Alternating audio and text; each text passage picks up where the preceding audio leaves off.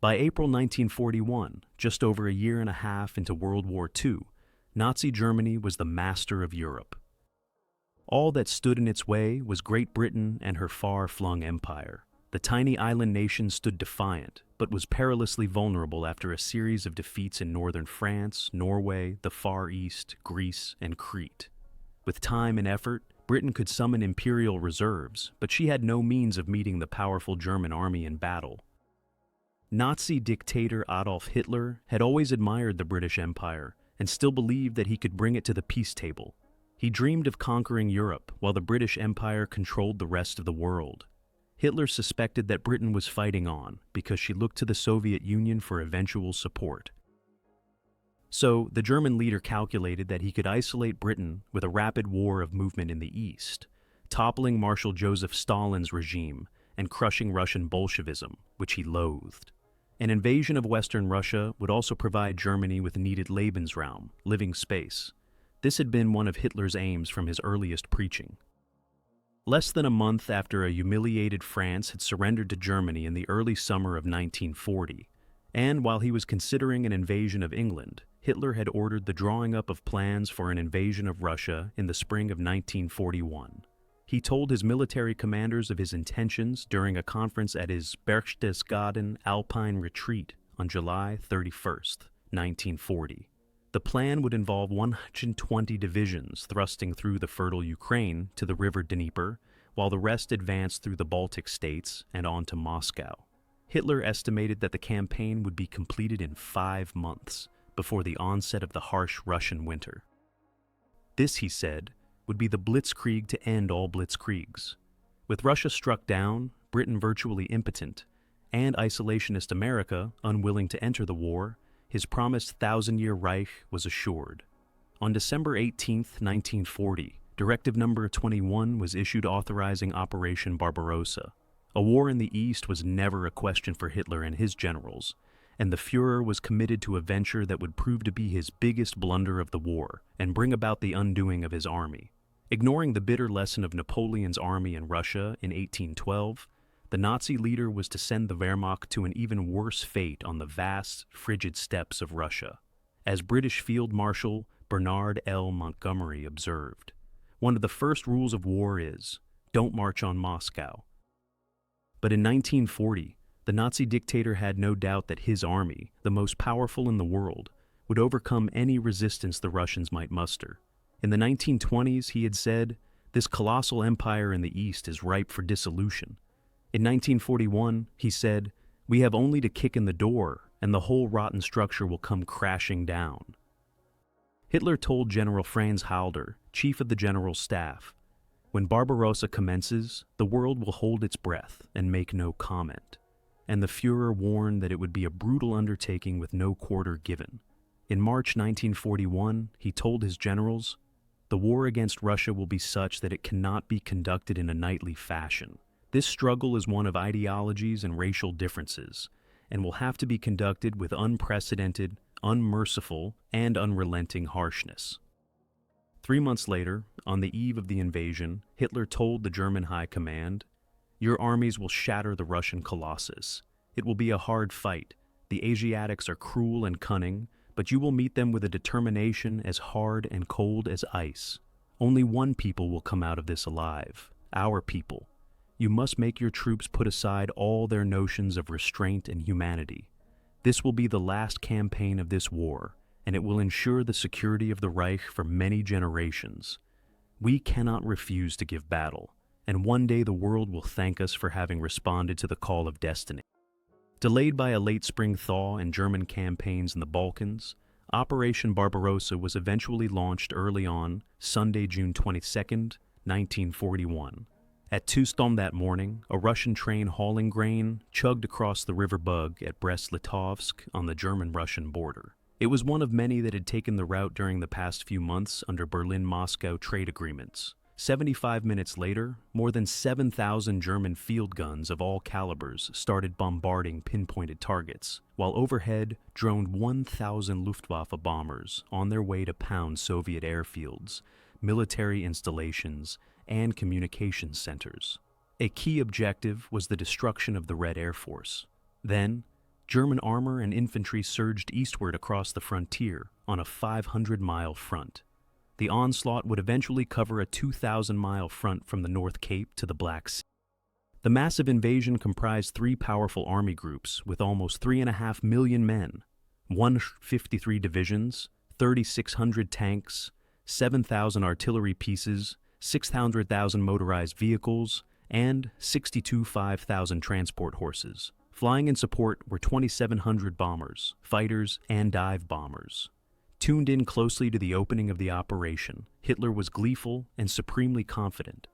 Before 3 months have passed, he promised on that fateful day, we shall witness a collapse in Russia the like of which has never been seen in history. Under the overall command of Field Marshal Walter von Brauchitsch, the three German army groups aimed for precise objectives in Russia. General Ritter von Leeb's Army Group North was to advance from East Prussia through the Baltic states and on to Leningrad.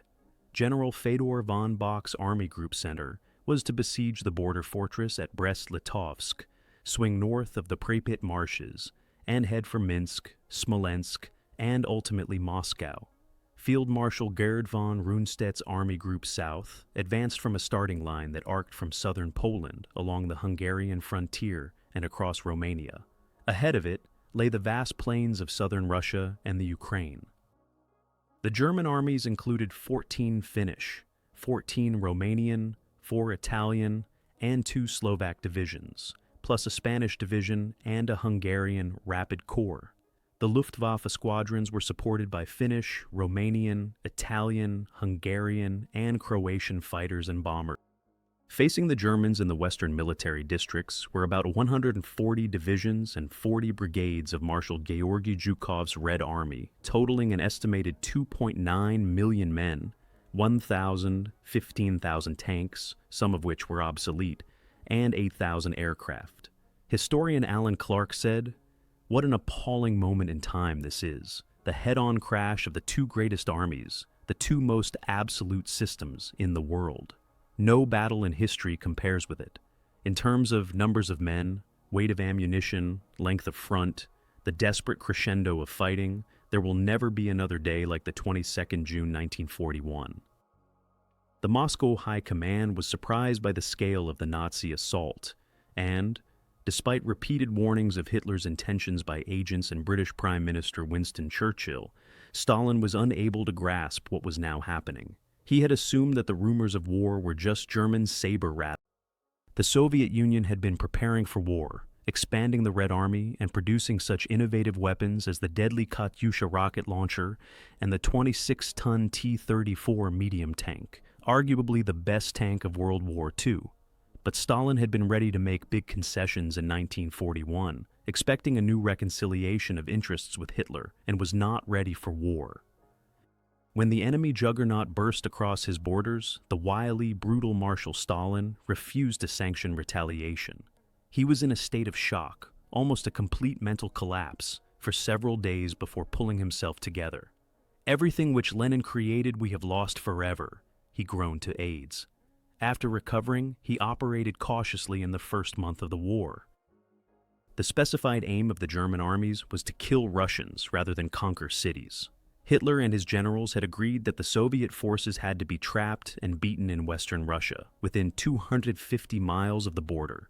Their concern was that the Red Army might fall back deep into the Russian interior, drawing the Germans into a battle of attrition on the edge of Asia. Meanwhile, as the Luftwaffe achieved aerial supremacy within the first few days, great German formations of panzers, artillery, and infantry steamrolled relentlessly into western Russia in blitzkrieg fashion. The iron spearheads knifed through lightly defended frontier positions, and there seemed to be no stopping them. Bridges across the Bug and other rivers and streams were seized by surprise, and sleepy Russian guards were machine-gunned as they scrambled for their weapons. Where there were no bridges, German shock troops paddled silently across in rubber dinghies or road-powered assault boats before the Russians could open fire. The Soviet defenders fought bravely but suffered heavy defeats. On the road to Minsk and Smolensk, panzers of Army Group Center contemptuously blasted aside Russian armored cars and anti-tank guns. Rundstedt's forces made good, though less easy headway, while, on their southern flank, the Germans suffered heavy casualties at the hands of Soviet infantrymen. On the far distant front of Army Group North, where the Germans pushed into Soviet-occupied Lithuania, they were halted for a time by determined Mongolian troops. On this northern front, where the brilliant General Erich von Manstein's Panzer Corps delivered its first devastating punch, the enemy spearhead thrust 40 miles deep into Russian territory in 34 hours. Manstein, who believed that Operation Barbarossa could only succeed if the main Soviet military strength was destroyed in the first few weeks, urged his tank groups on without respite. But the Soviets fought back with desperate valor. They held a trump card on which the Germans had not reckoned. As the massed panzers rumbled toward distant Daugava, their left flank was suddenly menaced by monstrous 43-ton KV-1 and 52-ton KV-2 tanks of the crack 3rd Soviet Armored Corps. A furious two-day battle ensued, and the Germans were able to prevail only after calling on support from high-velocity 88mm flak guns. The German advances were generally so rapid that towns and villages were overrun before the hapless inhabitants knew that a war was in progress. Bach's Army Group Center advanced 400 miles and captured the whole of Belorussia in 3 weeks. The Soviet armies lost almost 5,000 tanks, almost 1,000 field guns, and 1,700 planes, and the enemy seizures of Bialystok and Minsk were each reminiscent of the German victory over the French army and the British Expeditionary Force in May 1940. In Russia, the invaders sought to destroy the Red Army west of the Dnieper and Dwina rivers, preventing it from escaping into the hinterland, and to capture Smolensk, the land bridge to the Soviet capital. All went well, though the great distances involved and the minimal Russian infrastructure soon hampered the German timetable, because the panzer divisions had to halt and wait for the slow-moving infantry and vital supplies. In many areas, the Germans faced no opposition. In others, Soviet units large and small fought desperately until overwhelmed. The city of Smolensk on the left bank of the upper Dnieper River held out for 63 days. The Russians were fighting back wherever they could and whenever they could. While the German spearheads made spectacular progress toward Leningrad and Moscow, the going was harder on the southern front. The opposition was stiffer there, where 4 Soviet armies held strongly defended positions and compelled the invaders to fight bitterly all the way at heavy cost. Again, formations of Soviet tanks, including T-34s, chewed at the panzers, and again the Germans had to bring up their 88mm guns to extricate themselves. But the planned encirclement and destruction of the Russian force had been lost. While the Soviets became better organized and increasingly ruthless, the German leadership was nevertheless confident and the morale of its troops high. 11 days after the invasion began, General Halder noted in his diary, "I am therefore not exaggerating when I say that the campaign against Russia was won in 14 days. But his assurance would prove premature. The battles raged on into the summer of 1941, and the Wehrmacht had to ward off vigorous Soviet counterattacks." Bach in the center executed a giant pincer movement, which converged on Minsk early in July, and 300,000 prisoners were taken. A week later came the Battle of Smolensk, which raged for 3 weeks and brought 300,000 more prisoners. But Bach's armies had suffered such losses that they had to refit and regroup. In August, Hitler and his stunted propaganda minister, Joseph Goebbels, admitted that they had obviously underestimated completely Soviet striking power and, above all, the equipment of the Soviet Union. They were forced to realize that Stalin's increasingly efficient regime had succeeded in creating an untouchable Eastern industrial base, which enabled his armies to make good their heavy materiel losses in the battles of Encirclement. Despite continuing severe losses of manpower, materiel, and terrain, the Red Army was defending stubbornly and with mounting skill. It was able to prevent a rapid German conquest of Leningrad, Moscow, and the industrial region in the Donets Basin. Following an appeal from Stalin, partisan groups were hampering German logistical lines in the hinterland. The Germans were also experiencing supply problems because they had failed to provide sufficient materiel and transport for lengthy operations. The Russians, soldiers and guerrillas alike, were upsetting the German timetable. The Red Army had not cracked up after its initial setbacks and was contradicting Hitler's prediction about the whole rotten structure collapsing. He was unaware of the Russians' endurance and indifference to pain and death. When French writer Jean Brulé-Vercourt had suggested that Hitler's legions would go through the country like a knife into butter, his Russian friend Leon Mochan retorted, "What an idea! You don't know the Russians? Never mind if they like or dislike Stalin and his regime. That doesn't count anymore. Holy Russia is attacked, and they'll defend it, to the last man, and they're invincible. Hitler has repeated Napoleon's mistake.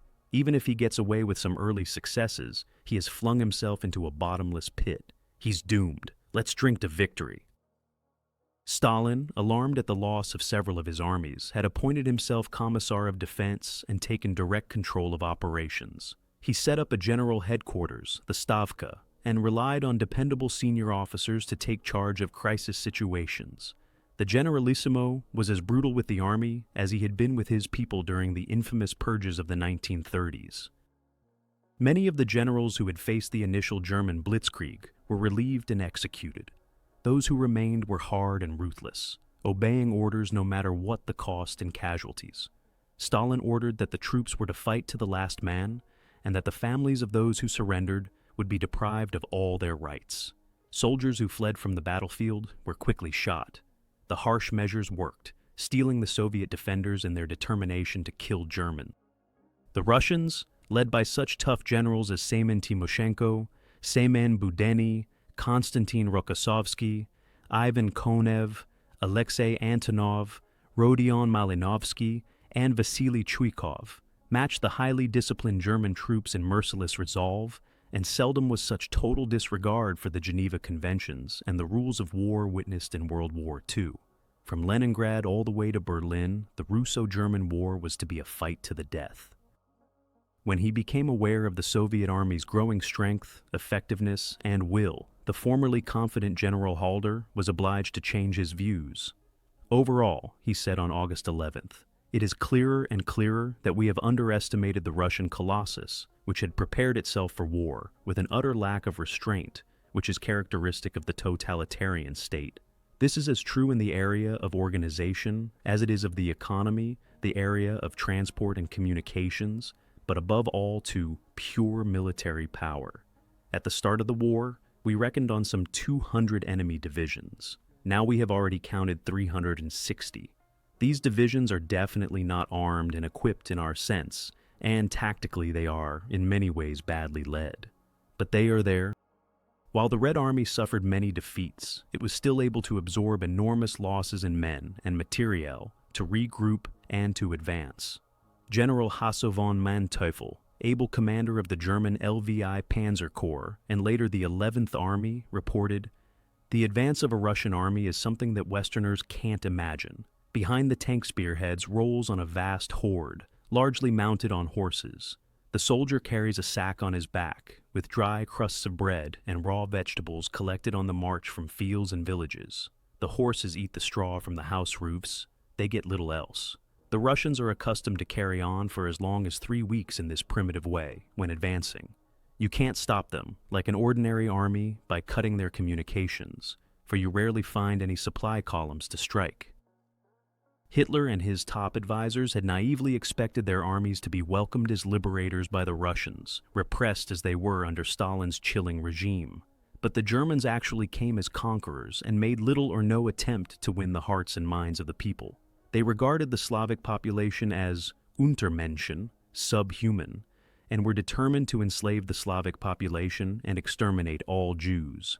Instead of liberating, the German troops and attached SS death squads slaughtered hundreds of thousands of soldiers, activists, political rebels, and Jews, left others to starve, and diverted captured resources to Germany. Therefore, from the beginning, the war on the Eastern Front was an ideological struggle, waged with a cruelty not witnessed in Europe since the Mongol scourges of the 13th and 14th centuries. The fighting raged through the summer of 1941, and despite increasing setbacks as the Red Army grew in both size and effectiveness, the German military professionalism excelled. In the first 6 months of the Great Campaign, the Wehrmacht achieved a dozen encirclements of Russian concentrations, ranking with the victories at Sedan in 1871 and the Ardennes in 1940. In the north, Lieb's army pushed through Estonia in August, but was repulsed before Leningrad in September. In the south, the armies of Bock and Rundstedt closed pincers at Lochwice, 120 miles east of Kiev, on September 14th. The German bag was almost 7,000 prisoners, and Hitler called it the greatest battle in the history of the world. But the Soviets would not give up the pressure, and the Germans' problems mounted. In August, their advance had been slowed from 20 to 5 miles a day. The German units were overreaching their supply lines, while a series of sharp Soviet counterattacks stalled their advance. The enemy forces were also continually hampered by the thousands of prisoners they had taken, and for whom there was not sufficient food and shelter. It became obvious to Hitler's generals that the campaign could not be maintained on 3 fronts. So, resources were diverted from Army Group Center, and the drive toward Moscow to press attacks on Leningrad in the far north and Kiev and the Ukraine to the south, allowing Army Group South to approach the Soviet capital from behind. Despite increasing Russian pressure, the Germans pushed on and managed to get enough supplies rushed forward to renew their drives. As a result, they were able to encircle Kiev in late September and Bryansk-Vyazma in October. Almost 8 Soviet armies totaling 1.2 million men were captured. The envelopment of Kiev was probably the greatest German feat of arms in any war. Further advances and spectacular gains followed for the German army. Manstein got as far as Sevastopol. Field Marshal Ewald von Kleist's crack panzer group reached Rostov. Rundstedt's army occupied the General Taganrog-Kharkov-Kursk line, and Bock set off from Smolensk early in October and trapped another 600,000 Russians between Vyazma and Bryansk. Bock's spearhead units would reach Klin, only 35 miles west of Moscow, on December 5th. Moscow seemed to lie open to a German advance, and Hitler was already busily drafting a plan for the destruction of the Soviet capital. But the weather intervened to further hobble German progress. This was what the Russians called Rasputitsa, the time when roads dissolve. Heavy rains in October turned the dusty roads into impassable rivers of mud, bogging down tanks and supply columns. Already strained, the enemy logistical situation was now critical, while the weather favored the Soviets. The Germans, meanwhile, had made great progress against the stubborn Soviet troops. Despite many unexpected setbacks and heavy losses in men and materiel, the invaders had bagged an estimated total of 2 million Russians.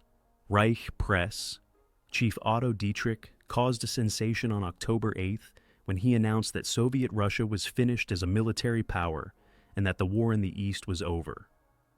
Yet, none of the basic aims which Hitler had laid down for Barbarossa were achieved.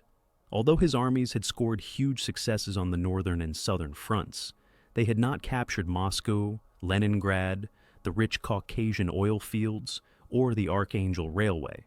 Above all, the Russian armies as a whole had not been destroyed, nor prevented from withdrawing when necessary.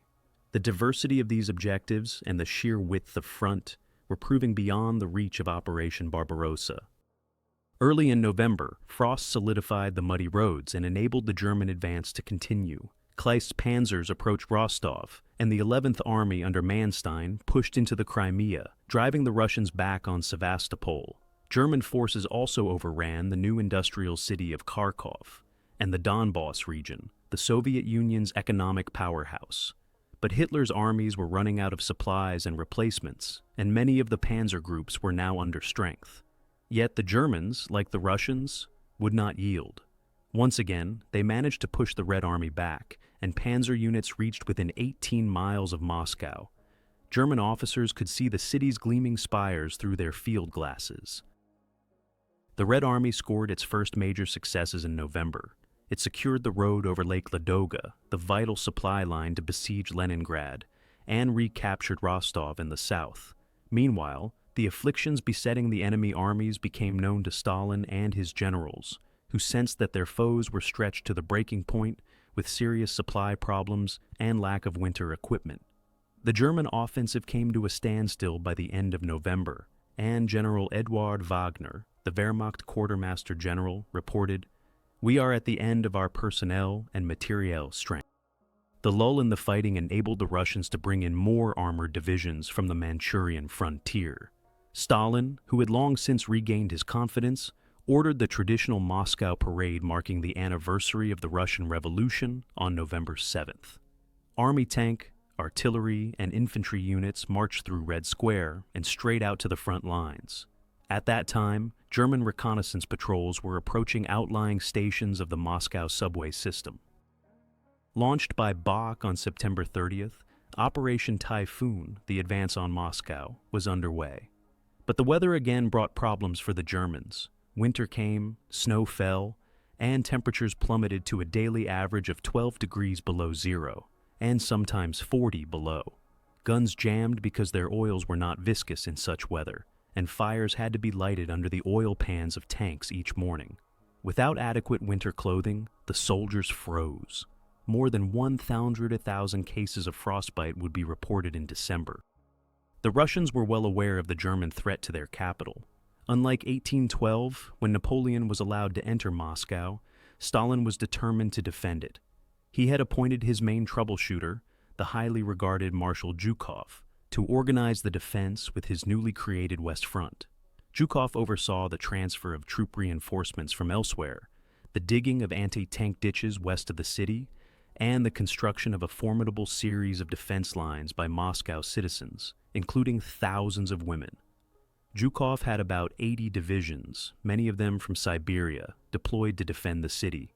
Many Muscovites panicked and fled, and some government agencies were moved behind the Ural Mountains, but Stalin remained in the capital. Despite the bitter cold and their critical supply problems, the disciplined Germans pushed on again toward Moscow, but the Soviets were waiting for them in great strength. On December 5th to 6th, the Red Army launched a surprise counterattack north and south of the capital, breaking through weak enemy lines and creating large gaps in the front. It appeared that several German formations might become encircled, and they fell back. There was no hope of them drawing reserves from another theater of operations. The Soviet troops kept up the attacks across a front of almost 600 miles for 34 days, and the Germans were forced back 50 to 150 miles. It was a great victory for the Soviet army, a heartening moment for the hard-pressed Russian people, and one of the defining battles of World War II.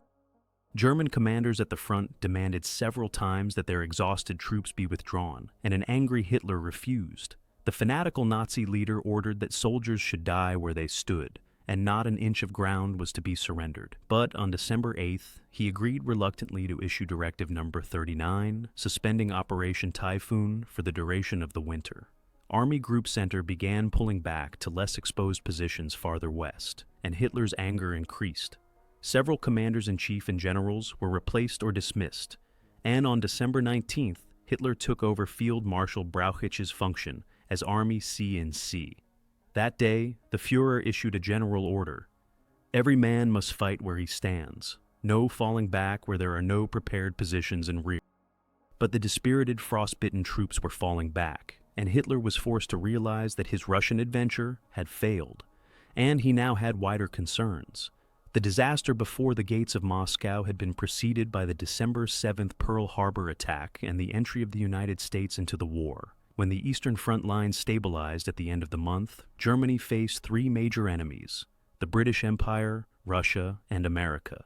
After many spectacular early successes, Hitler was now engaged in a total war he could not.